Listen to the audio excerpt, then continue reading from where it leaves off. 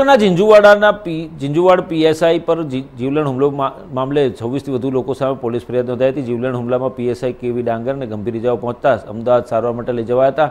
હુમલો કરનાર શખ્સોને ઝડપી લેવા ઝીંઝુવાડામાં પોલીસ કાફલો મોટી સંખ્યામાં તૈનાત કરી દેવાયો છે। સમગ્ર ગામમાં પોલીસની અલગ અલગ ટીમો દ્વારા મોડી રાત સુધી કોમ્બિંગ હાથ ધરાયું હતું।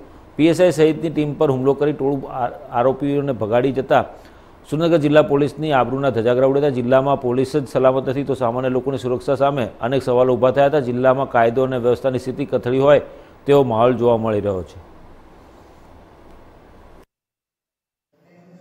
ગઈ તારીખ 3/1/2024 રોજ પાટણ જિલ્લાના સમી પોલીસ સ્ટેશનની અંદર પ્રોહિબિશનનો ગુનો દાખલ કરવામાં આવેલો, જેની તપાસ શંખેશ્વર પોલીસ કરી રહી હતી।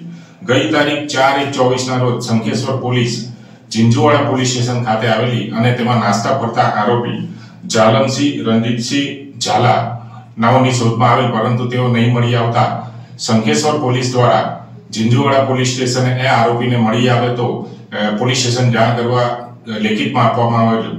જે અનુસંધાને આજ રોજ સવારના સમયે ઝીંઝુવાડા પોલીસ સ્ટેશનના પોલીસ સબ ઇન્સ્પેક્ટર શ્રી કેવી ડાંગર નાઓને માહિતી મળેલ કે આ કામનો નાસ્તો ફરતો આરોપી જાલમસિંહ, જે ઝીંઝુવાડા પોલીસ સ્ટેશનમાં ઘણા ગુનાઓની અંદર પકડાયેલો છે અને ખૂબ જ માથાભારે શખ્સ છે, તેના વિરુદ્ધમાં રાયોટિંગ થતા ધાડ જેવા ગુનાઓ પણ દાખલ થયેલા છે। તે જેના બાદ આગળ કોઈ જગ્યાએ ક્રિકેટ રમી રહેલ છે, જેથી તાત્કાલિક પીએસઆઈ ડાંગર અને પોલીસ સ્ટાફના માણસો તેને પકડવા સારું ત્યાં પહોંચેલા અને આરોપીને પકડીને લઈને આવતા હતા। દરમિયાન આ સમયગાળા દરમિયાન ક્રિકેટ રમતા એના માણસોમાંથી કોઈએ ગામની અંદર જાણ કરતા ગામમાં પોલીસને રોકી દેવામાં આવેલી અને પોલીસ ઉપર હુમલો કરતા પીએસઆઈ ડાંગર તથા 2 પોલીસ કોન્સ્ટેબલ ઘાયલ થયેલા।